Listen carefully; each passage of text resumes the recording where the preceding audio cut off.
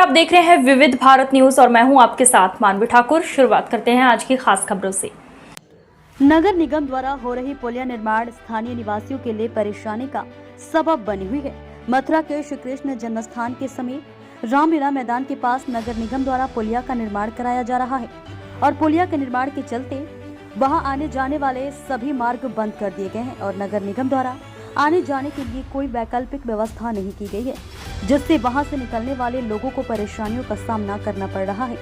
आपको बता दें, रामलीला मैदान के पास ही मथुरा के कई नामचीन स्कूल हैं, जहां हजारों की संख्या में बच्चे पढ़ते हैं। रास्ता बंद हो जाने के कारण स्कूल के वाहन करीब 1 किलोमीटर घूम कर जा रहे हैं और छोटे छोटे बच्चे भी भारी भारी बैगों के साथ इतना ही सफर तय कर स्कूल पहुंच रहे हैं। इसी कारण छोटे छोटे बच्चे स्कूल देरी से पहुंच रहे हैं और साथ ही साथ वहां रहने वाले स्थानीय निवासी सभी रास्ते बंद हो जाने के बाद अच्छे खासे आक्रोशित हैं। नगर निगम द्वारा नाले का पानी रोकने के लिए जो मिट्टी डाली गई थी उसी पर एक रास्ता बना दिया गया है और तस्वीरों में आप साफ तौर पर देख सकते हैं कि किस तरह से छोटे छोटे बच्चे जान जोखिम में डालकर इस रास्ते को पार कर रहे हैं। ऐसे में कोई हादसा हो जाए तो इसका जिम्मेदार कौन होगा? जब हमने वहां के रहने वाले स्थानीय निवासियों से बात की तो उन्होंने कहा कि इस पुलिया का निर्माण होना चाहिए, लेकिन नगर निगम को कोई वैकल्पिक रास्ते की व्यवस्था करनी चाहिए, जिससे यहाँ रहने वाले लोग और स्कूली बच्चे सुगमता से आ जा सके। इस पुलिया के लगने वाले चारों रास्ते बंद कर दिए गए हैं, जिससे किसी भी इमरजेंसी के लिए लोगों को कई किलोमीटर रास्ता तय करना पड़ रहा है। स्कूली बच्चे का कहना है कि हम घर से जब आते हैं तो रास्ता बंद होने के कारण कई किलोमीटर घूम कर आना पड़ता है। हम प्रशासन से अपील करेंगे कि वह कोई वैकल्पिक रास्ते की व्यवस्था करे, जिससे आने जाने में कोई परेशानी ना हो।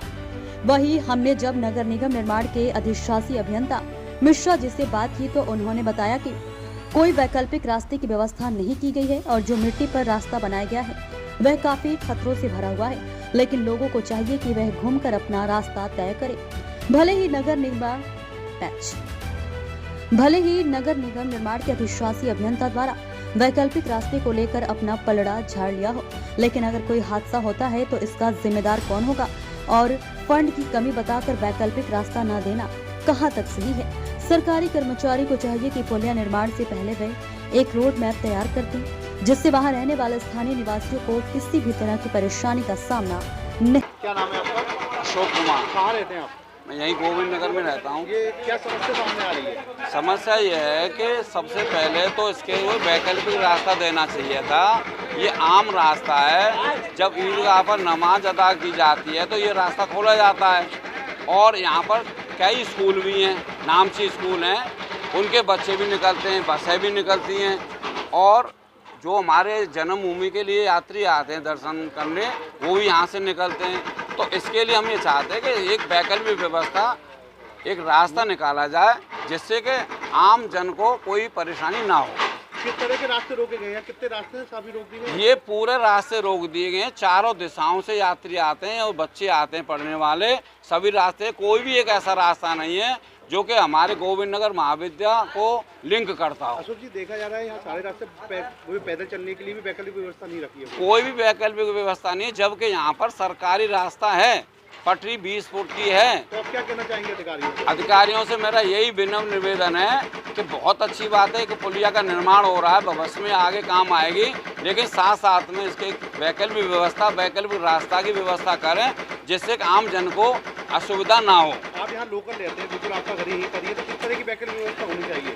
देखो, अगर प्रशासन शासन चाहे तो सारी व्यवस्था हो सकती है। सरकारी रोड भी है, उसको डायरेक्ट लिंक कर देगा आपको रामलीला का जो हनुमान जी का मंदिर है उससे। तो क्या पहले कोई रोड मैप नहीं बनाया गया काम से पहले?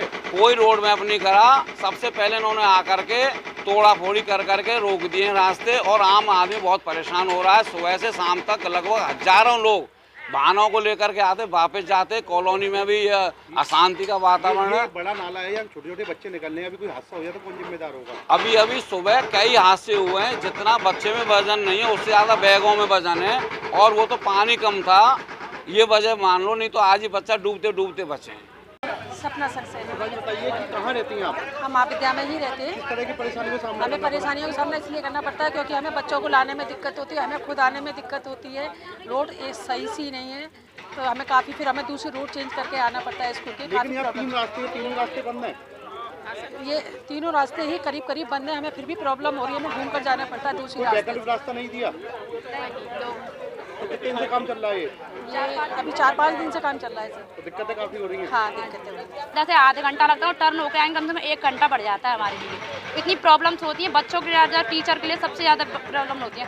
या बच्चे गिरने का डर होता है, दलदल हो रहा है, क्या पता कीचड़ में ही गिर जाएं। तो प्रशासन से मुझे यही उम्मीद है कि प्लीज़ इसे जल्दी से जल्दी बनवाएं, यहाँ कोई दूसरा रोड बनवाएं हमारे लिए, क्योंकि 1 घंटे या 2 घंटे हम डेली लेट हुआ करेंगे, हमें डांट पड़ा करेगी। इसलिए कोई भी रोड बनवा दे जिससे हमें ईजी हो जाए स्कूल आने में।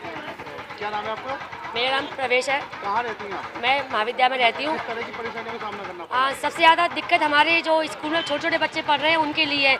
वो बच्चे कैसे कैसे आते हैं और कभी भी कोई हादसा हो जाए तो उसके लिए ये प्रशासन कोई भी कार्य नहीं कर रहे हैं। इस तरीके के परेशानियाँ कॉलोनी में, ये इतना बड़ा पूरा जरा भी रास्ता नहीं है, गैप हल्का सा कम से कम साइड से जाने का रास्ता तो कि पैदल की रास्ता नहीं है।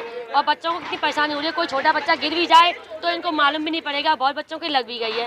तो हमारे लिए ये सुविधा की जाए या जल्दी जल्दी ऐसे सही किया जाए इसको, या हमारे बच्चों के लिए रास्ता निकाला जाए ताकि हमारे बच्चे सेफ रह सकें। Rajiv Academy for Technology and Management जिले में उच्च शिक्षा का बड़ा केंद्र हो गया है।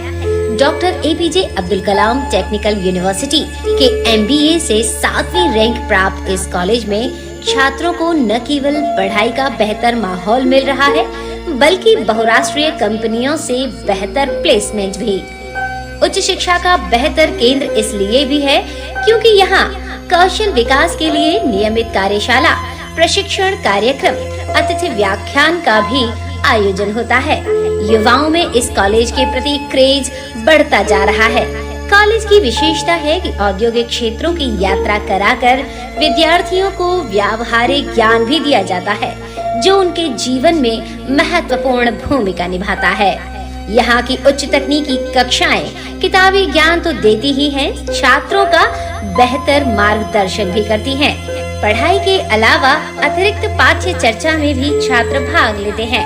इससे उनका आत्मविश्वास तो बढ़ता ही है, साथ ही व्यक्तित्व में भी सुधार होता है।